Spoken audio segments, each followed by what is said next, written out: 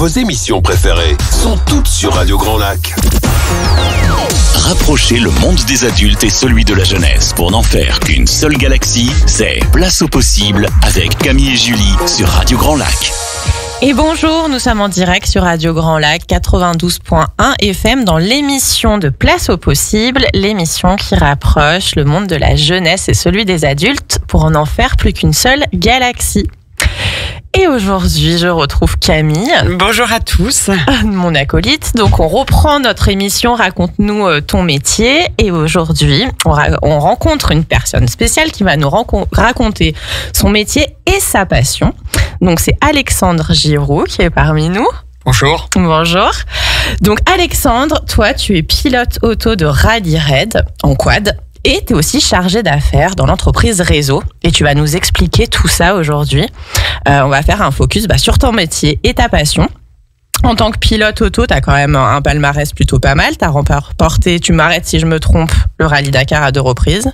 Alors, je suis en passation, on va dire, c'est en tant que pilote de quad. Puisque le quad, pour les moins initiés, c'est une moto à 4 roues, mais je pense que beaucoup de monde connaissent. Donc là où oui, j'ai été 2 fois champion du monde et j'ai gagné 2 fois le Dakar. Et puis cette année, j'étais au volant d'une voiture. Donc maintenant, je suis et pilote de quad et pilote de voiture sur les rallye raids. Donc c'est que depuis cette année que tu as fait la passation. Voilà, le quad, c'était quelque chose qu'on pensait passer, mais en fait, la décision s'est faite un peu plus rapidement que prévu, puisque l'organisation du Dakar a décidé d'arrêter le quad dès l'année dernière, donc en 2024, et il a fallu qu'on se retourne, qu'on trouve des solutions pour se retrouver au départ du Dakar, au volant exactement d'un buggy dans la catégorie Challenger. Ok. On en reviendra après, on va discuter un peu surtout aussi déjà ton parcours, parce que c'est vrai qu'avant de partir sur Dakar et faire ces rallyes, tu as eu un parcours scolaire, tu as eu un parcours professionnel parce que tu es aussi chargé d'affaires, mais on voulait savoir un peu, on aime bien lorsqu'on reçoit nos invités, refaire un peu le point sur leur parcours scolaire pour montrer surtout aux ados que on n'a pas forcément des parcours linéaires. Donc on voulait un peu savoir ce qu'il en était sur ton parcours. Et qu'est-ce que tu as fait comme études, quels ont été tes premiers postes, rapidement pour savoir un peu plus. Tout à fait, on en reparlera, peut-être je le redirai du moins à la fin, mais souvent quand je vois des jeunes, je leur dis n'ayez pas des rêves, ayez des projets, réalisez-les. Et c'est un peu à quoi ressemblait mon parcours aujourd'hui. Basique, déjà avec l'accent que j'ai, qui est de Grenoble et du Grésivaudan, on se doute que tout n'était pas toujours facile. De la dire compliqué, peut-être pas, mais pas facile. Et puis un parcours à la base, on va dire basique, collège, lycée. Et puis au lycée, j'ai fait donc une lycée compta. Je vais éviter de dire les abréviations parce que je pense qu'aujourd'hui ça me met un coup de vieux aussi. Ils vont pas tout a changé aussi. Voilà, ils vont pas tous comprendre. C'était à quel lycée? Donc c'était à Grenoble? C'était à Grenoble, à Cessiné, à Bergès, exactement. Ok. Et du coup voilà, un bac de compta. Et puis derrière, je me suis assez orienté vers un BTS. Assistant de gestion dans un premier temps par défaut, puisque je visais un peu trop haut, j'ai paru et puis j'ai trouvé ce BTS en alternance. L'objectif était de poursuivre mes études et de continuer, et puis l'avenir m'a montré que ce qu'il fallait, c'était que jamais s'arrêter, peut être résilient, continuer, et puis après on arrive toujours à trouver un métier qui nous passionne et à gagner notre vie et même à faire du sport à haut niveau. C'est surtout ça, c'est que tu arrives à allier les deux. Et du coup, donc tu as fait un BTS en alternance, tu as choisi la voie de l'apprentissage et tu as été embauché directement après dans ton entreprise. C'était une entreprise Non, c'était une entreprise sur Grenoble. Je m'en souviendrai toujours, puisqu'en plus on a des relations encore aujourd'hui, qui était Matébat à l'époque, qui louait des grues à Tours et qui maintenant s'appelle Alpe Grue. Et on est arrivé avec 3 alternants. Donc on était 3 alternants. Il y avait moi un peu à l'administratif pour faire grossir, et il y avait 2 autres personnes au dépannage, des jeunes au dépannage. Et puis on a fait l'alternance et on reviendra peut-être dessus, mais si aujourd'hui on raccourcit, il y a Alpe Grue qui est un de mes partenaires, dont le gérant est un des jeunes en alternance, qui a évolué et qu'aujourd'hui, il y avait notre boss, on va dire, qui a monté Alpegru, qui est parti à la retraite, et lui a pris la gérance, et le deuxième, on va dire, est son bras droit qui gère les plannings et tout. Donc l'histoire est assez jolie, et souvent on se retrouve à manger tous les trois en se rappelant ce moment-là. J'aime beaucoup parce que je trouve que voilà, c'est des belles rencontres. C'est des belles rencontres, et puis ça prouve que tout est possible. Il y a un moment, c'est avec du travail, on y arrive toujours. Voilà quoi. À la base, moi, j'étais juste à compter des pièces. Eux, ils dépannaient des grues. Et puis maintenant, ils gèrent une entreprise et ils me sponsorisent et on est amis et je travaille à côté et j'en suis fier. Donc c'est cool. C'est génial. C'est des parcours un peu inspirants. Ça, c'est vraiment super intéressant d'écouter ça parce qu'il y a beaucoup d'élèves effectivement qui partent sur des voies d'apprentissage et autres et ils peuvent effectivement évoluer sur des postes de direction au sein des entreprises. Et c'est vraiment inspirant. C'est important de le rappeler qu'effectivement après on peut avoir des beaux parcours dans les entreprises. Tout à fait. Moi, je pense que aujourd'hui, ce qu'il faut voir, je le vois au milieu, dans le sport aussi. Hein, dans le sport, moi, j'ai fait 6 Dakar avant d'en gagner un. On gagne pas tout de suite. Et je pense que, et avec beaucoup de travail, et dans les entreprises, c'est ce qu'on voit aussi, c'est que beaucoup des jeunes arrivent en disant, moi, j'ai tel diplôme, je veux tel poste. Et ce que j'en ai eu pas mal dans une vie précédente, des stagiaires, où je leur ai expliqué la différence, c'est que oui, toi, avec tes diplômes, tu vas évoluer plus vite. Mais au début, il va falloir apprendre. La différence, c'est que moi, ça fait 10 ans que je suis là. Toi, dans 5 ans, voire moins, tu évolueras parce que tu as les diplômes, tu as appris des choses qui te permettent d'aller plus vite. Mais au début, il faut toujours passer par la base parce qu'à un moment, le maçon, il construit une maison, mais il faut apprendre à faire du béton, quoi. Ouais. C'est ce que les jeunes ont un peu de mal à faire aujourd'hui. C'est exactement ce que tu dis. C'est quand ils arrivent en entreprise, en fait, ils voudraient brûler les étapes. Et c'est sûr, comme tout le monde, arriver à un poste avec, t'as un bagage et tu veux le poste de tes études. Mais voilà, c'est ça. Il faut commencer par le bas pour après ensuite évoluer. Et ton histoire, en fait, elle est vraiment géniale, quoi. Ça retranscrit bien le fait que de l'évolution et où tu peux arriver ensuite. Oui, surtout le message, ça veut pas dire que aujourd'hui, si un jeune arrive dans une entreprise qu'il n'est pas au niveau de ses études, voire de ses expériences, parce que des fois, on peut avoir une expérience dans une entreprise et rattaquer dans une entreprise un peu plus bas ou différemment, parce que simplement parce que l'entreprise est différente. Et parce qu'aujourd'hui, j'ai parlé du maçon, donc je vais garder l'exemple de la maison. Mais aujourd'hui, on a sa maison, on connaît par cœur les pièces, on peut faire le ménage les yeux fermés. On va dans une autre maison, on ne sait pas où se trouve la cuisine. Donc, à un moment, il faut aussi s'adapter à la culture de l'entreprise, aux contraintes de l'entreprise. Et c'est aussi cette capacité à s'adapter qui va permettre d'évoluer plus ou moins vite. Et derrière, quand on veut des postes, on parle de direction, mais attention, on peut très bien être balayeur et être très fier. Aujourd'hui, pour moi, il n'y a pas de sous-métier. Du moment qu'on arrive à manger, à faire manger sa famille, c'est là la fierté. Il faut aussi le rappeler à tous ceux qui nous écoutent et aux jeunes que la problématique n'est pas... Voilà, on n'a pas réussi sa vie à partir du moment où on a une Rolex et une Ferrari, attention. J'en connais malheureusement même qui ont ça et qui sont malades. Donc la maladie aujourd'hui, on la connaît malheureusement tout un peu à gauche, à droite. Donc aujourd'hui, quand on est en bonne santé et qu'on peut manger, c'est l'essentiel et avoir de belles valeurs surtout. Donc ça, je pense que c'est important de le rappeler que les bases sont là. Et après derrière en effet, c'est aujourd'hui.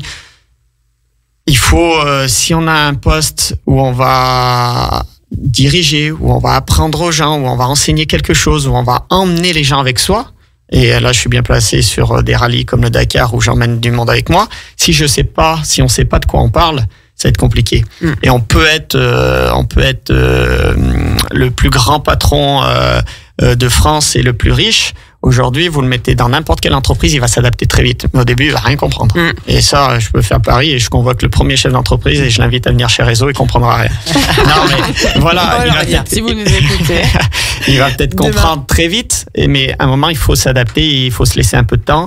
Et quelqu'un de plus expérimenté, pas forcément de plus cultivé, plus intelligent, entre guillemets, arrivera aura besoin de cette personne-là pour comprendre où on est. Donc, il faut se laisser le temps d'apprendre. Autrement, ça se passe mal. Et donc, du coup, là, si on revient un peu sur ton projet professionnel, du moins ton parcours professionnel, tu as fait tes 2 années d'alternance. T'es resté dans la société et après t'es parti, t'as occupé d'autres postes. Oui, alors je suis resté, ça a fait un peu des allers-retours. Je suis resté, après ils m'ont prolongé. Alors c'est pas sympa ce que tu me fais faire parce que je ne sais plus. Ça date. Ça rappelle que ça date. Mais au moins 6 mois, 1 an, je suis resté parce qu'il y avait une dame qui était en congé mat qui travaillait avec moi, donc je suis resté un peu. Et après, la structure permettait pas de garder. J'ai dû trouver du travail. Alors j'ai très peu fait de chômage sur mes débuts. J'ai pris en fait ce qu'on me proposait. Le but c'était d'avoir un maximum d'expérience. Donc j'étais dans la logistique à ranger des pièces. J'ai été à la prévente à faire des fichiers Excel où au final aujourd'hui c'est quelque chose que je maîtrise, mais je m'aperçois qu'avec du recul mes collègues, heureusement qu'ils étaient là parce que c'était pas évident, je m'étais engagé dans un truc, voilà, et ça s'appelle l'expérience. Et après je suis arrivé dans la grande distribution où j'ai travaillé plusieurs années, 7 ans chez Gosport. Donc maintenant Intersport, malheureusement, ou heureusement pour les employés qui restent, c'est un autre sujet, mais en tout cas je suis resté 7 ans chez eux aux achats où j'ai fait plein de postes, approvisionneur, responsable de gestion, voilà. Et puis après je suis parti chez Spartoo.com. Donc là, je pense que les jeunes connaissent un peu plus, peut-être plus les jeunes filles, mais les garçons aussi maintenant dépensent beaucoup dans la chaussure. Aussi, mais voilà, chez Spartoo.com où j'étais aussi à l'approvisionnement, à gérer le stock de chaussures sur le web. Et puis après, ils ont ouvert des magasins et j'ai participé au développement des magasins. Donc voilà, et après, j'ai été contacté, j'ai rebasculé chez Crocs, les chaussures, toujours dans la chaussure. Toujours dans la chaussure. Voilà, où j'étais commercial pour toute la région et je montais même dans le nord-est. Donc beaucoup de trajets, des découvertes de gens, des méthodes aussi commerciales, j'avais jamais fait. C'est ça, parce que là tu pars sur le terrain, donc avant tu étais sur le terrain, c'est là où il faut être, comme je dis, il faut avoir cette capacité à s'adapter. Alors en tant que sportif, c'est souvent ce qu'on nous prête, mais on cache pas que c'est une façade. Il y a des fois, il faut se faire violence. Et c'est vrai qu'au début, j'ai dit, moi, je suis pas commercial à part vendre mes projets sportifs, ça va pas, je sais pas faire. Et on m'a dit, t'es de la région, t'es sportif, on a vu comment tu travaillais, puis je la connaissais la personne d'avant. Le goût du challenge. Voilà, je dis allez, c'est quelque chose à tenter. On tente et puis je me suis éclaté comme quoi il faut pas avoir peur, il faut que ça soit mesuré, mais il faut pas avoir peur de se réinventer, de changer, de se former. On en verra plus tard. mais voilà et c'est vrai que je suis parti sur cette aventure de 4 ans et après en 2024, réorganisation de l'entreprise, malgré des performances, malgré une augmentation de salaire, je tiens parce que ça fait une preuve que tout se passait bien. L'entreprise est internationale, fait un choix en France, fait un choix en Allemagne de restructurer en gardant des gens sur Paris. Donc là, on se retrouve sur une année 2024 où on m'annonce que le quad ne sera plus sur le Dakar. On m'annonce que mon travail, il faut que j'en trouve un autre. Et je vous passerai d'autres détails personnels. Et à un moment, là, il faut se dire... là, il y a un reset, il y a quelque chose. Il y a un reset, mais à un moment, c'est soit on regarde derrière, soit on regarde ses pieds, ou soit simplement on regarde devant pour savoir comment on va avancer ou mettre ses pieds. Et puis on s'aperçoit que 2025 est super chouette aujourd'hui, donc c'est cool. C'était l'année des changements, d'accord, 2024. Ça arrive souvent tout un coup. Ouais, là c'était pas mal. On a été chargé sur cette année. Donc aujourd'hui, tu es chargé d'affaires chez Réseau. Donc, voilà. Et chargé d'affaires, alors pour ceux qui nous écoutent, lorsqu'on parle de chargé d'affaires, c'est-à-dire qu'on est encore sur le développement commercial, on est sur... qu'est-ce que ça veut dire le terme chargé d'affaires ? Chargé d'affaires, d'affaires, c'est vaste. C'est principalement le développement commercial quand même. L'objectif, c'est le développement commercial. Après, ça peut être au sens large. Le but est de faire du business pour l'entreprise. Moi, ma mission première, c'est de développer aujourd'hui les deux savoirs. Ça tombe bien, on est bien là. Dans le bon secteur. On est dans le bon secteur aujourd'hui. Donc, de développer les deux savoirs, l'axe Grésivaudan pour revenir sur Grenoble, comme je rentre un peu à ma maison. Et puis aussi un peu Grenoble et les alentours, puisqu'il y a toujours à faire. Mais voilà, c'est le développement commercial et tout ce qui est l'entreprise porte bien son nom qui va avec, tout ce qui est le réseau autour de tout ça, parce que aujourd'hui, voilà, tout l'aspect commercial passe aussi beaucoup par du relationnel. Et c'est important d'avoir ce bon relationnel, d'échanger avec les gens pour leur expliquer ce qu'on fait, ce qu'on peut proposer et les rassurer aussi. Ouais, c'est ça. Surtout le développement, tout ce qui est réseau aujourd'hui, on parle effectivement beaucoup du réseautage, mais ça s'apprend sur le terrain parce qu'on n'a pas forcément d'apprentissage. On a, comme on disait, on en parlait aussi juste avant, il y a différentes facettes du commercial. Il y a des personnes qui sont dans le challenge, qui vont effectivement voir le client, faire du porte-à-porte, et d'autres qui effectivement, on va dire, enrichissent le réseau, développent aussi, vont dans des soirées, vont dans des rencontres entrepreneurs. Comment ça se passe? Parce que du coup, on n'apprend pas forcément cela aux jeunes. Non, on n'apprend pas forcément tout ça.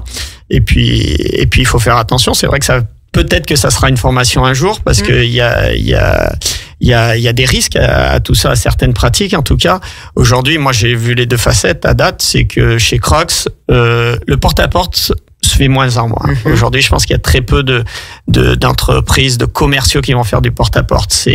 On a soit un portefeuille de clients, on a soit, voilà, ça existe, mais c'est vraiment pour des entreprises, des secteurs prédéfinis. Autrement, quand j'étais chez Crocs, moi, c'était ce qu'on appelle le B2B, donc entre entreprises, c'est-à-dire que j'allais vendre à des chausseurs, à des magasins de sport. Donc là, c'était soit de la démarche où je les contactais en disant est-ce que vous voulez me recevoir, et là j'avais un pitch tout fait, je travaillais et puis je me remettais en question à chaque fois parce qu'attention, c'est pas parce que c'est tout fait que je leur raconte que mon produit c'est le meilleur que ça va se vendre. C'est que derrière justement on prend des portes, c'est le cas de le dire, pas toutes s'ouvrent, et puis de se dire de se remettre en question, de dire pourquoi j'ai pas été bon, comment j'ai pas convaincu, et d'arriver comme ça à avancer. Et puis après, il y a aujourd'hui, comme chez Réseau, où il y a le relationnel, il y a purement le réseau qu'on peut avoir et que je peux avoir, et aussi continuer soit le créer, soit le développer. Et ça va être soit dans des réseaux d'entreprises. Il y a beaucoup d'entreprises dans le monde où on est aujourd'hui qui vont se regrouper pour essayer de travailler ensemble, parce que l'activité, le modèle économique, en ce moment, le monde économique est pas évident, et aussi les clubs de sport. Donc ça peut être par le biais de certains sportifs que je n'aimerais pas, mais ils peuvent me contacter. Et c'est aussi en plus chez Réseau, on va être à Grenoble au Brûleur de Loup, on va être au Hand de Chambéry. Voilà, et ce qui permet aujourd'hui de soutenir le sport, qui est vecteur de belles valeurs, et c'est pas moi qui vais en dire le contraire. Et de rencontrer aussi d'autres personnes qui partagent les mêmes valeurs, et de faire connaissance plus facilement. Et puis après, ça permet de faire un peu de business, quoi. Ouais. Merci en tout cas pour cette première partie, pour ton parcours. C'était bien sympa. On a appris de belles choses et de beaux parcours. On se retrouve juste après une pause musicale pour parler un peu plus de ta passion de pilote. Avec plaisir. Au cœur de la vie locale. Aix-les-Bains, Chambéry et Lac-du-Bourget. Radio Grand Lac. Rapprocher le monde des adultes et celui de la jeunesse pour n'en faire qu'une seule galaxie, c'est Place au possible avec Camille et Julie sur Radio Grand Lac. Et nous sommes de retour sur Radio Grand Lac 92.1 FM dans l'émission de Place au possible, l'émission qui rapproche le monde des adultes et celui de la jeunesse pour n'en faire plus qu'une seule galaxie. Et je me suis fait disputer parce que j'ai parlé pendant le jingle. Mais oui, on ne parle pas. Regardez, je pense qu'à la fin de l'émission, je vais être virée, mais c'est pas grave. Camille, tu seras toute seule pour le mois prochain. Mais bien sûr, comme ne t'inquiète pas, Julie. T'as pas besoin de moi. Et on se retrouve avec Camille qui est là et qui me soutient bien sûr dans... Non, aucun soutien, Julie. En tout cas, on a Alexandre avec nous. Et on a Alexandre et c'est cool. Vas-y. Tu me coupes la parole. Vas-y. On s'entend plus. Vas-y, continue. Alexandre, on a parlé, donc pour ceux qui nous rejoignent juste maintenant sur Radio Grand Lac, on a parlé de ton parcours. Donc c'est Alexandre Giroux qui, comme Julie l'a annoncé en début d'émission, qui a remporté le Rallye Dakar à 2 reprises, 2022-2023 B, dans une spécialité qui est celle du buggy. Si je Le quad. Le quad. Le buggy, c'est maintenant. C'est maintenant. C'est pas le changement, c'est le buggy. C'est maintenant. Et du coup, on a parlé surtout aussi de ton parcours professionnel juste avant, avec de belles rencontres. Mais là, on voulait revenir un peu sur le terrain du pilote de rallye. Et surtout, on se demande avec Julie, juste à la pause, et on en rigolait, comment du jour au lendemain, on se lève et on se dit, bah voilà, tiens Julie, demain, on part, on va se faire le Rallye Dakar. Est-ce que ça se passe comme ça dans la réalité ? Non, ça aurait pu. J'aurais pu être abandonné par mon père au milieu du désert parce qu'il en avait marre de moi et ça aurait fait une vocation. C'est presque là, ça. Je viens de vous la résumer très rapidement. Non. En effet, j'ai une facilité, comme je dis. Mon père a fait le Dakar. Et on en parlera quelques mots, mais j'ai pas fait le Dakar parce que mon père avait fait le Dakar. Comme je dis souvent, il aurait peut-être fait de la danse. Bon, il avait pas le physique pour ça, mais peut-être que j'aurais fait de la danse aussi. Il m'a montré une voie. Après, c'est tellement d'investissement qu'on le fait parce qu'on est passionné, on fait parce qu'on aime ça. Mais voilà, petit, en fait, dans une famille qui aime le sport mécanique, même encore avant un grand-père qui roulait en voiture, Après, c'est pas forcément lui qui nous a le plus inspiré derrière. Derrière, c'est surtout mon père et mon oncle qui aimait les sports mécaniques. Mon oncle s'est plutôt assez vite arrêté. Il a surtout fait découvrir à mon père qui, lui, n'a jamais lâché. Et puis, depuis tout petit, on a baigné dedans. On voulait faire de la moto. On a fait de la moto. Et puis, alors attention, quand je dis ça, ça tombait pas du ciel. Hein. J'avais un papa qui était chauffeur de camion. Donc mais c'était surtout, tu veux faire de la moto, je vais t'aider à en faire, mais il va falloir la payer, il va falloir travailler. Et ça sera pas une moto neuve. Et petit à petit, on a découvert tout ça. Et ça a un peu mordu. Et puis un jour, j'ai décidé de faire du quad. Je suis passé au quad parce qu'il y a une époque où tous mes copains avaient des quads et moi j'étais en moto. Et ça s'est pas trop mal passé. Surtout un jour, je dis j'ai envie de découvrir les grands espaces. Et là, je discute avec mon père et on part sur le championnat du monde des Baja.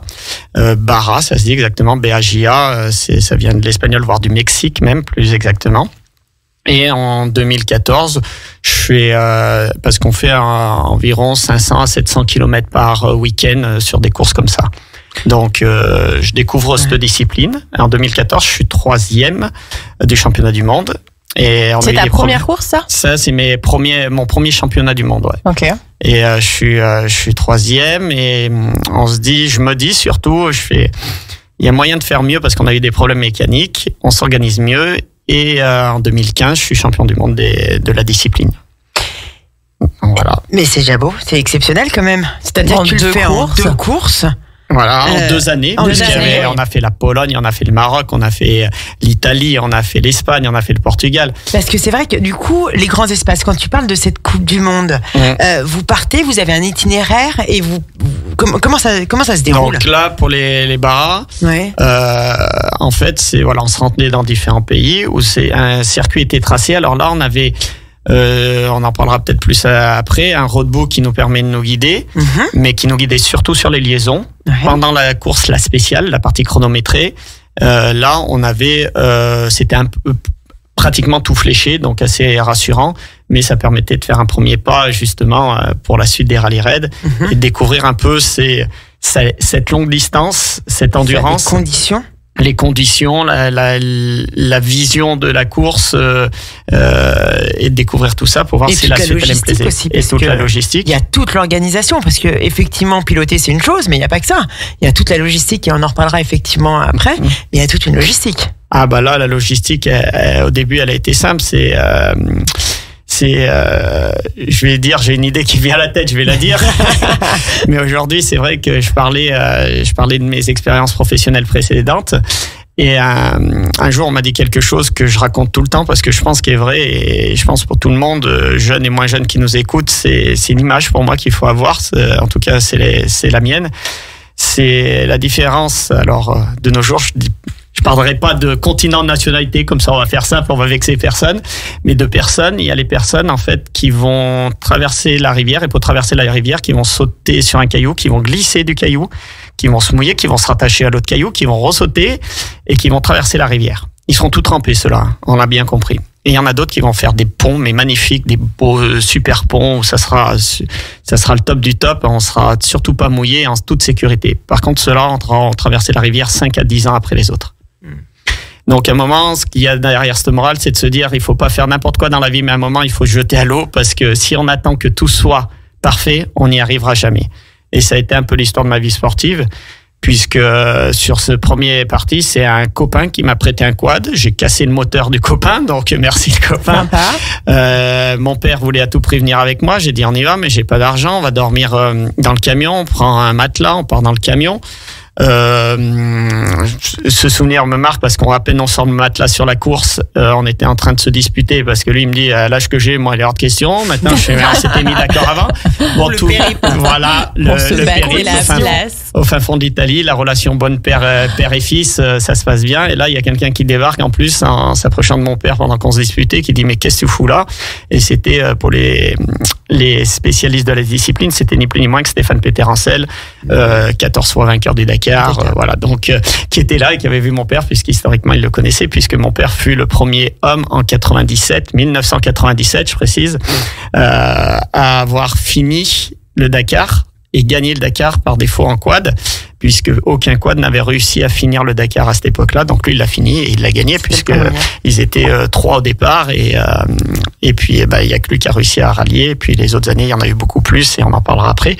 Mais du coup, voilà, on est parti, mais j'ai pas attendu d'avoir 10 personnes derrière moi, d'avoir un camping-car, un hélicoptère et tout le folklore qui vient avec. Je l'ai toujours pas d'ailleurs. Seul avec ton père. Et là, je suis parti seul avec mon père et après, comme vous l'avez compris, il fallait qu'on parte seul parce que l'entourage savait que si on était tous les deux, il fallait mieux la relation père-fils, il fallait mieux personne d'autre. Mais c'était surtout une relation de passionnés, c'est des super moments qu'on a eu, mais ouais, je suis parti seul. Après la famille nous a rejoint un petit peu sur la Pologne, tout ça, en mode vacances. C'est vrai que aussi, voilà, l'entourage compte beaucoup parce que mine de rien, on a eu un parcours où on a fait la Pologne, la Hongrie, et moi je travaillais, je faisais les allers-retours au mois de juillet-août en avion. Mon père, avec ma belle-mère, mon petit frère, avait pris le camion, la caravane, et il s'est trimballé mon quad dans toute l'Europe de l'Est. C'est une histoire de famille. Donc c'est aussi important.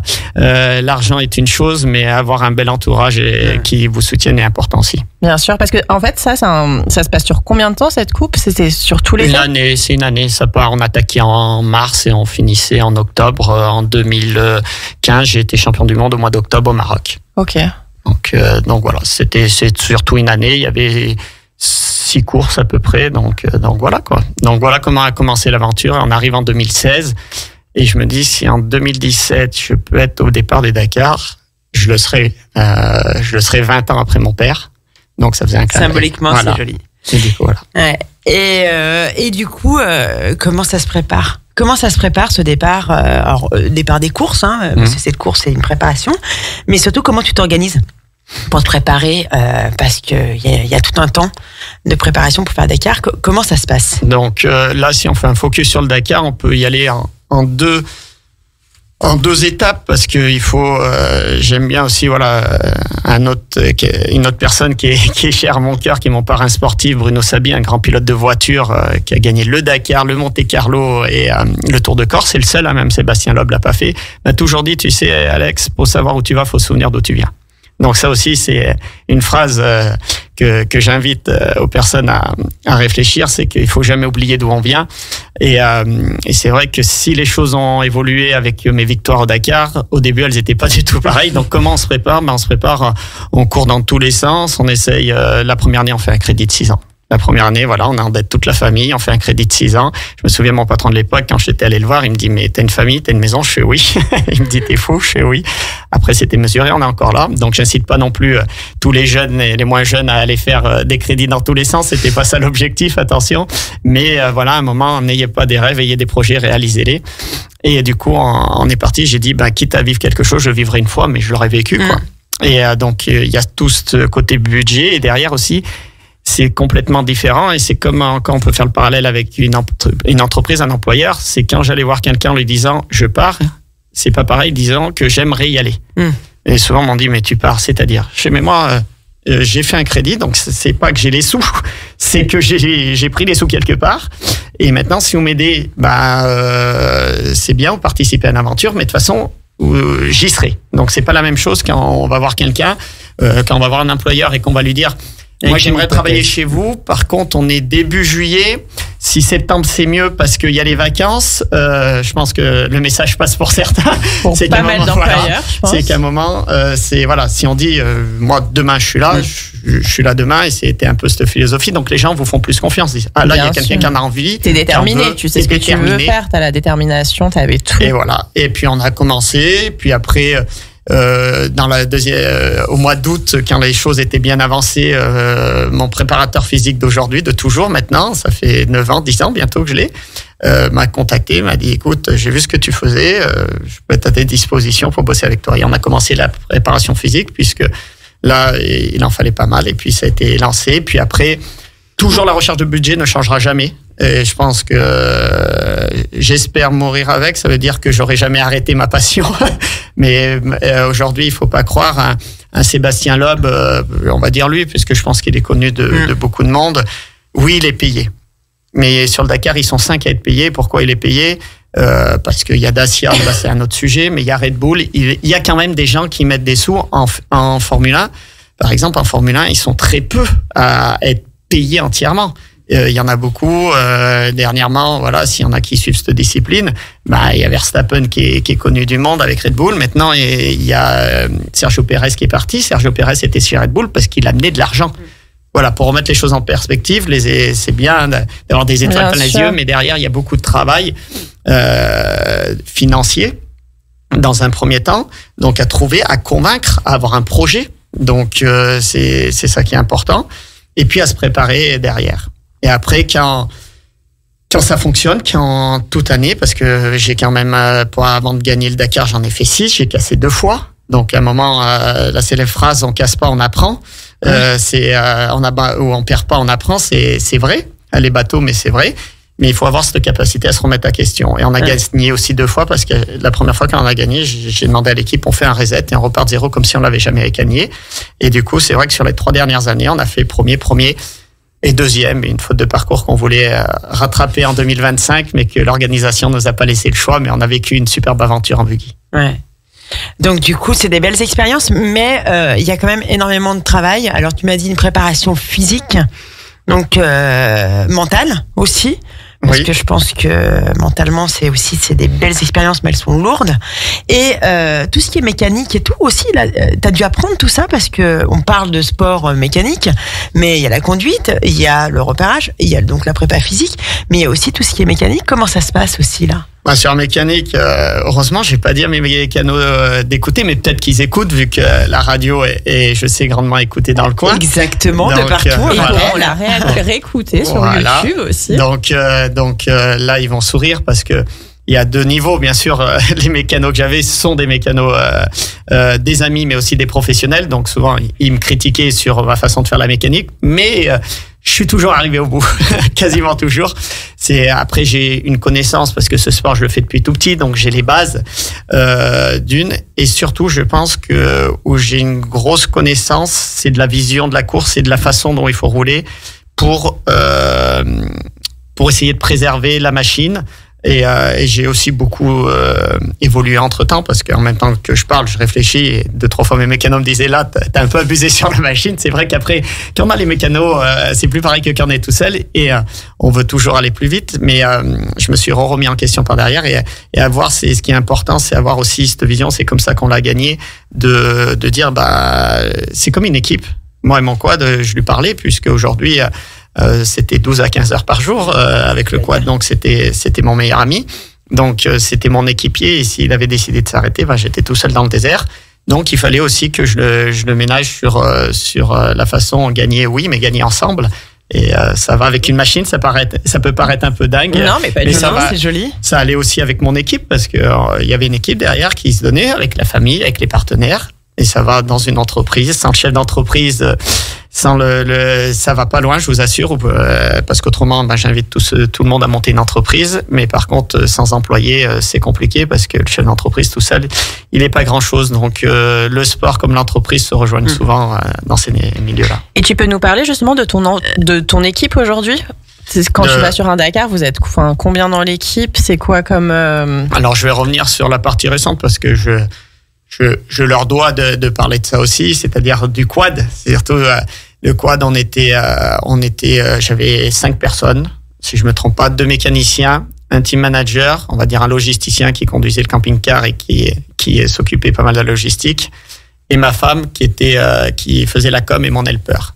L'helper, alors c'est le rêve de chaque homme, c'est-à-dire qu'elle s'occupait de mes affaires tous les soirs. Elle s'occupait de tout. Je pensais pas du tout à ça, moi, helper. Je pensais que c'était l'assistance, mais oui, c'est assistance. Voilà. Le petit massage, la lingette chaude. Massage, on a la physio, donc c'est encore autre chose, mais tout ce qui était pour que je reparte avec des affaires propres, tout est... Après, attention, je rassure, quand je rentrais en France, je prenais une bonne décharge, comme on dit, et on me rappelait que c'était fini, que là, ça allait 5 minutes l'histoire. Mais voilà, c'était... donc, on avait cette équipe-là, c'était une équipe que j'avais choisie. Aujourd'hui, il me fallait les meilleurs. Donc, il fallait que j'estime ce qui était les meilleurs. Ça veut pas dire que je suis plus fort que les autres, mais en tout cas, ça a marché. Par contre, moi, il fallait des gens, comme j'ai toujours dit, si je casse, pleure. Pas des gens qui soient là, disent on a un salaire, d'ailleurs ils en avaient pas, et dire nous on vient là, on vient en vacances, on est payé comme on veut, et puis si ça le fait, ça le fait, si ça le fait pas, ça se finit plus tôt, on n'a pas besoin de bosser jusqu'à 4h du matin sur la machine. Donc on était vraiment, j'avais réussi à fédérer, et je pense que j'y arrive encore, et c'est cette force aussi, c'est d'arriver à fédérer, de prendre en considération les gens pour les faire évoluer, les faire avancer. C'est-à-dire qu'aujourd'hui, comme je dis souvent, moi, je suis le meilleur commercial, chef d'entreprise qui peut exister. Des fois, je le dis que je veux me vendre et en rigolant surtout. Je dis parce que moi, j'avais des gens dans mon équipe sur le Dakar qui venaient pas payer. Et souvent, il y avait des partenaires donc qui me donnaient de l'argent pour venir faire ça. Donc aujourd'hui, c'était pas mal. Mais tout ça était autour de fédérer autour d'un projet, d'une passion et d'avancer ensemble. Parce que tu as fédéré toi aussi, je pense aussi avec tes valeurs, avec ta passion, avec ta persévérance, c'est ce que j'essaye de faire en tout cas. Et après, on a basculé dans la voiture et le buggy et on essaie de fédérer, mais pour l'instant, c'est un peu différent. Donc voilà. Merci en tout cas pour cette deuxième partie qui est super intéressante parce que c'est vrai qu'on ne connaît pas forcément, on n'a jamais l'occasion, en tout cas moi j'ai jamais eu l'occasion de parler avec une personne qui a fait Paris-Dakar. Moi non plus. Alors à la télé on le voit bien évidemment parce qu'on suit et puis c'est médiatisé aussi, mais le quad un peu moins. On a c'est vrai souvent les voitures, les motos, mais c'est vrai que là pour le coup tu as des belles expériences à nous faire partager, puis tu nous diras surtout après les projets qui vont arriver juste après une courte pause. À tout de suite. La radio locale pour vous, c'est Radio Grand Lac. Rapprocher le monde des adultes et celui de la jeunesse pour n'en faire qu'une seule galaxie, c'est Place au possible avec Camille et Julie sur Radio Grand Lac. Et nous sommes de retour pour notre dernière partie d'émission sur Radio Grand Lac 92.1 FM. Vous êtes dans l'émission... j'ai un trou carrément. Là, mais c'est la totale cette émission. De place au possible. Merci Julie. Place au possible sur 92.1 Radio Grand Lac. Là, on peut le redire. Par contre, tu n'as pas oublié. Bien. Non, mais là, je sais pas. C'est une journée sans, mais c'est pas grave. Ça doit être la venue d'Alexandre qui me perturbe. Je sais pas. Mais voilà, on est quand même de retour pour cette dernière partie d'émission en présence d'Alexandre Giroux. Comme on vous l'a dit, donc tout le long de l'émission, c'est un pilote qui nous a raconté mais plein d'anecdotes super intéressantes, dont ces nombreux palmarès par rapport au Dakar. Et là, on va finir l'émission. La troisième partie, surtout sur pas mal d'anecdotes, mais aussi surtout les personnes inspirantes. On parlait tout à l'heure des inspirations que les jeunes pouvaient avoir lorsqu'on écoute les parcours professionnels de certaines personnes. Et je voulais savoir si toi, tu avais eu effectivement une personne inspirante que tu as rencontrée et qui t'a surtout... Alors, on a compris que ton papa faisait effectivement... a fait Paris-Dakar. Mais Tu peux nous parler un peu des personnes les plus inspirantes que tu as pu rencontrer dans cette passion, dans ce parcours de Paris-Dakar? C'est vrai, forcément, il y a eu mon père qui me disait si tu avances pas, tu recules. Donc, j'aurais fait une émission avec plein de petites inputs comme ça, mais qui ont animé aussi, parce que je trouve que d'avoir des petits dictons, des petites phrases aussi, des fois, rebooste par moment. Donc oui, ça aura été une grosse partie de ma vie avec lui. Après, Bruno Sabi, qui est toujours mon parrain, qui aujourd'hui me soutient plus que jamais, et peut-être qu'on en parlera plus dans quelques temps, en tout cas, mais c'est une personne, voilà, qui clairement cette année sur le Dakar en buggy, c'était pas évident. Il y a des moments, voilà, on change de catégorie, c'est toujours, on est au fin fond du désert. Et j'avais amené son livre, et c'est là qu'on s'aperçoit, puisqu'il avait fait un livre, qu'en fait, oui, il a gagné un Dakar, il en a fait 15, il a été champion du monde, il a gagné le Monte-Carlo, il a gagné le Tour de Corse, c'est le seul pilote aujourd'hui français, en tout cas, si c'est pas au monde, à avoir gagné les 3 majeurs en voiture. Et quand j'ai lu son livre, je me suis aperçu que en fait, toute sa carrière, il n'a pas eu que des volants professionnels, il n'a pas eu des fois de volant, c'était compliqué, c'était pas simple. Et finalement, je me suis dit, oui, c'est la vie d'un sportif, et je suis dedans. Et donc, ça inspire en disant, lui, il a réussi, et en fait, c'est exactement ce que je suis en train de vivre, alors pourquoi pas moi? Donc, l'avenir nous dira, même si aujourd'hui, déjà, je peux me retourner sur ce que j'ai fait et être plutôt satisfait. Après, il y a eu un sportif, rien à voir, que je trouve qui m'a beaucoup inspiré. Il y en a plusieurs. Oui, il y a eu Martin Fourcade. Martin Fourcade, que je trouve aujourd'hui, qui est en termes de sportif, à l'époque, il m'avait bluffé, et je pense qu'il en a bluffé beaucoup. Quand il était tout en bas, je pourrais plus nommer, mais il y a un moment où il a été très bas, où limite c'était à se poser la question. Il a réussi à revenir et à gagner, et ça, je vous garantis que mentalement c'est compliqué. Et c'est inspirant, c'est bluffant. Donc lui, c'est quelqu'un qui m'a toujours assez épaté par sa façon d'être, de faire. J'ai eu aussi la chance au mois de novembre, je reçois un appel de quelqu'un que je connais, parce que j'étais allé faire un séminaire au Maroc. Et il me rappelle derrière ce séminaire, et je dis tiens, il veut me parler en visio. Voilà, un samedi matin, j'étais pas en costard cravate. D'ailleurs, je suis pas souvent, mais voilà. Et là, le détail, c'est qu'en fait, quand j'ouvre la visio, c'était Teddy Riner face à moi. Non, mais génial. Donc, on a discuté un moment, et parce qu'ils ont parlé de moi et qu'ils trouvaient ça bien. Donc, c'est un truc dingue. Et là, c'est pas pour mettre en avant, c'est plutôt l'inverse. C'est que vous avez un type, il revenait. En plus, il y avait juste eu un peu des JO avant. Un petit peu. Mais voilà, c'était des JO qui n'ont pas marqué beaucoup l'histoire et la France. Et du coup, lui, il n'avait pas fait grand chose à ces JO, ça tombe bien. Pas du tout. Donc, un monsieur comme ça qui s'intéresse à vous, à moi, qui me parle, qui me dit qu'il adore le quad, que c'est super, que ça serait bien qu'on fasse un jour un truc ensemble. Bon, à un moment, c'est un peu lunaire, et c'est inspirant de voir. Ça fait du bien, mais ce qui est inspirant, c'est de voir la simplicité de ces sportifs, que finalement, c'est ce que je disais tout à l'heure, qu'il fallait pas oublier d'où on venait. Voilà, c'est ça. Et qui sont restés dans l'humilité, et qui est effectivement oublié d'où ils venaient. Et le dernier, j'ai envie de dire, parce que comme ça, on va crever un abcès, parce que il y en a plein qui doivent se dire mais oui, mais non, mais oui. C'est Olivier Giroud. C'est ce que j'allais dire. C'est pas son frère. Non, Olivier, on se connaît bien, d'où il est inspirant dans le sens où à la base, j'ai bien connu, je connais toujours bien son frère, qui a été sportif de haut niveau en équipe de France, à l'époque, espoir à l'époque de Thierry Henry. Attention, il y avait déjà eu un Giroud en amont, et c'est vrai que, de fil en aiguille, déjà, voilà, toujours pareil. Je gagne mon 2e Dakar, je suis encore en Arabie Saoudite, je reçois un message de quelqu'un qui me dit félicitations, c'est super ce que tu as fait, en plus tu as battu les Argentins contrairement à moi, signé Olivier. Je dis là, c'est une blague, c'est un copain et tout, et puis non. Et voilà, il avait demandé mon numéro, ça c'est comment, et puis on est resté en contact. Et avant qu'il parte de Milan, je suis allé à Milan et on a échangé.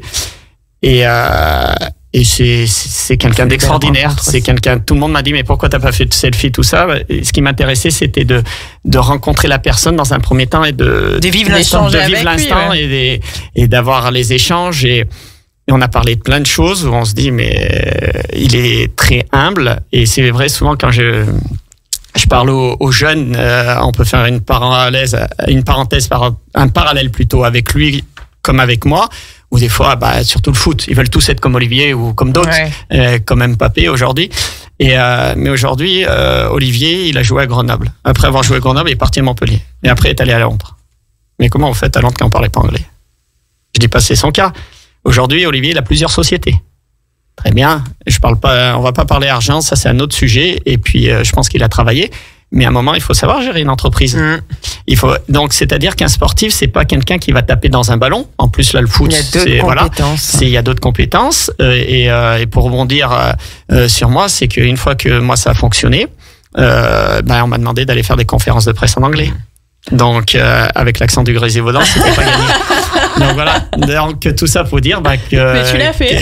Je l'ai fait. Je le fais encore. C'est toujours ça progresse, et parce qu'à un moment il faut aller la première fois, oui, on peut le raconter. La première fois, je ne raconterai pas mon expérience en anglais, mais qui a été pas évidente à l'école, mais comme quoi il y a des parcours, il faut des fois se raccrocher surtout, parce qu'il faut savoir compter pour faire une entreprise. Si on veut être grossier, il faut savoir parler français pour être compris par les gens et être pris au sérieux. Et il faut savoir, par exemple, aussi, il y a plein de choses à savoir, attention, mais il faut savoir aussi l'anglais. C'est vrai que la première fois, je dis à ma femme, fais-moi une phrase, quelque chose là, et j'ai récité ça. Je sais même pas ce que j'ai récité. Heureusement, j'espère qu'il m'a posé la bonne question, parce qu'autrement, j'étais complètement à côté de la plaque de ce qu'il m'avait dit. Il m'avait dit, je vais te poser telle question. Et puis ça, c'était au début, c'était la finale du championnat du monde. Et c'était au début de la course, et à la fin de la course, je me suis dit, je suis à un moment. En plus, j'avais gagné, j'avais plus rien à perdre. J'avais un Américain à côté de moi, j'avais Lob, j'avais Nasser Latia, Adrien Bambé-DRN. J'ai dit maintenant, je suis avec eux, je suis avec les grands, on y va. Ça n'a pas été très dur, c'est jeté. Et puis petit à petit, les mots sont pas toujours là, mais finalement, comme je dis aujourd'hui, ça, on peut en parler, parce que c'est un peu, je trouve, un mal qui revient souvent. C'est qu'à un moment, le jour où vous entendez un anglais avec un accent français parfaitement, et non du Grésivaudan, attention, vous m'appelez. Donc le tout, c'est de se faire comprendre dans la vie, c'est d'aller où on va aller. Et comme tu disais, d'oser, de se lancer, et puis c'est pas grave. Après, même s'il n'y a rien qui est parfait, c'est le fait d'y aller. Voilà. Et la petite histoire pour finir avec Olivier, c'est qu'on discutait. Et qui me dit oui, parce qu'on parlait à Milan, et c'était très pas compliqué, il est happé par tout le monde, même quand on était ensemble, on avait du mal à discuter. Dès qu'il y a quelqu'un qui le reconnaissait, après c'était autographe sur autographe. Puis là il me dit c'est vrai, il me dit mais bon, ça fait partie de mon job, il le prend tout à fait bien et tout. Il me dit mais par contre, si on va ensemble à Grenoble, ça sera toi forcément quoi. Et là, je l'ai trouvé très gentil. Je sais pas s'il était moqueur ou. Je dis Olivier. Alors moi aussi, je dis Olivier, déjà, t'es plus grand que moi. J'ai trouvé l'excuse comme ça. En plus, à l'époque, il était en blond. Je dis non, et puis je pense que quand même, ça sera toi qui sera plus débordé que moi. Mais voilà, des gens qui sont finalement très, très inspirants par leur modestie et ça travaille. Et des fois, quand ils sont devant la scène comme ça, ils peuvent être jugés, mais je vous garantis. Voilà, c'est un peu tous ces personnes-là qui m'ont inspiré sportivement. Effet miroir aussi, si t'as des sportifs de haut niveau qui t'appellent, c'est que tu les inspires aussi. Enfin, tu vois, pour que Teddy Riner t'appelle, toi, t'as jamais appelé Camille? C'est rare sur les fois. Ni Olivier, j'ai pas eu de texto d'Olivier en me disant c'est bien ce que vous faites. C'est bien Camille. Peut-être qu'il écoute. Peut-être, mais j'en suis même certaine. Bon, je pense qu'il y a un décalage horaire. Non, mais ça veut dire aussi que t'as réussi de grandes choses et que t'as osé dans ta vie, que tu t'es donné les moyens et que si c'est à ces retours-là, c'est que t'as fait aussi des belles choses et que tu t'es donné les moyens de les faire. Donc, oui, tout à fait. C'est pour résumer ça. Alors appelez-moi pas Kenji Chirac, et je le connais pas, mais je suis né dans une caravane. C'est vrai, c'est pas une blague, mais voilà, mon père, il m'avait toujours dit, il me dit quand je vous ai eu avec ton frère, vous allez être 2 présidents de la République, et puis je me suis très vite aperçu que ça se passerait pas comme ça la vie. Mais voilà, on est né, j'ai vécu quelques années dans une caravane, et puis mon père, il bossait sur des quais, il avait la moustache qui gelait, et puis après il a pu acheter une maison, et puis il nous a donné une éducation, et on est allé à l'école, on en a raconté. Et puis aujourd'hui, je suis deux fois champion du monde et je gagne le Dakar. Et mon père s'appelle pas Emmanuel. Donc, ce que je veux dire, c'est que bien sûr, ça pourrait s'appeler, attention. Il pourrait s'appeler aussi Emmanuel. Voilà. Mais voilà, ce que je veux dire, c'est qu'avec de l'envie, de la volonté, des belles valeurs, je pense qu'on arrive toujours à faire quelque chose. Bien sûr, on est tous capables de le faire. Et après, pour ça, il faut se donner les moyens de. Voilà. Il nous reste 4 minutes. Est-ce que tu peux nous parler de tes projets à venir ? En 4 minutes, ça va être dur. 4 minutes, ça va être dur. Et puis surtout, est-ce que je peux en parler ? Bien sûr que tu peux en parler. Non, forcément, mes projets à venir sur l'année 2025, ça va être, on est en train de voir pour faire de la compétition en quad, d'être au championnat du monde, au mondial du quad à Pont-de-Vaux, puisque c'est encore mon ADN. C'est mon truc, le quad. En buggy, comme je vous l'ai dit, ça m'a coûté beaucoup d'argent. Merci aux partenaires, mais aussi à moi. On est en train de réfléchir sur un projet qui peut toucher le monde associatif, puisque cette année on a aidé Espoir Isère contre le cancer avec un de ses parrains qui s'appelle Bruno Sabi. Et Bruno Sabi a été très touché et surpris de ma performance et on discute sur qu'est-ce qu'on pourrait mettre en place sur 2025 et surtout le Dakar 2026 pour aider cette association-là et que Bruno puisse m'apporter un maximum de différentes façons. Donc j'espère qu'on y arrivera et que dans quelques temps on pourra annoncer une belle chose pour le monde du sport mécanique et grenoblois et même savoyard. Donc voilà, du coup, j'espère surtout qu'on sera au volant d'un buggy ou au pire d'un quad sur une autre épreuve, mais ça serait cool de retourner et de prouver que qu'on peut transformer l'essai et arriver à changer de catégorie. Plein d'autres l'ont fait, pourquoi pas moi. C'est beau. Et pour finir, un petit mot pour les jeunes qui nous écoutent, surtout aujourd'hui, quel conseil tu pourrais leur donner, un conseil un peu marquant par rapport à ton parcours, à ta passion, à ta vie de manière générale. Qu'est-ce que tu pourrais donner comme conseil? Parce que tu en as donné des très beaux. J'ai dit que je la redirai certainement, donc je l'ai dit, n'ayez pas des rêves, ayez des projets et réalisez-les, parce que tout simplement, je vais étayer un peu, un rêve, vous vous réveillez le matin et puis c'est terminé. Qu'un projet, vous mettez tout en place pour le réaliser et ne croyez pas que vous êtes plus nul et ne croyez pas que vous êtes plus fort que les autres, c'est juste, vous êtes vous-même et si vous voulez réaliser quelque chose, faites-le à votre façon. Et j'en suis persuadé que vous allez y arriver, parce que moi j'y suis arrivé en étant grenoblois dans une caravane avec un accent et en m'appelant Giroud, donc voilà. Et j'ai même été champion du monde avant le champion du monde. Donc voilà. Donc non, ayez vraiment des projets, mettez tout en place pour réaliser des projets et faites-vous confiance, parce que je pense que le secret c'est d'avoir confiance en soi. Super. Merci Alexandre pour ces partages. Merci à vous. C'était une belle émission. En tout cas, on était ravis de t'accueillir, d'avoir tes petites anecdotes, ton parcours qui est vraiment inspirant, ta personnalité aussi très attachante. Franchement, merci à toi d'être venu sur Radio Grand Lac. Merci, 92.1.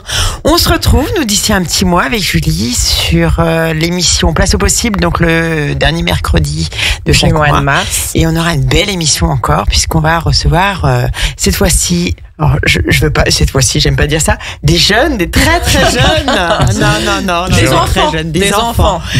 enfants sur le plateau. Et donc, on sera ravis de se retrouver sur 92.1 Radio Grand Lac. Merci en tout cas à toi. Et merci puis, à vous. merci Alexandre aussi pour cette belle émission encore une fois. À très vite. Au revoir.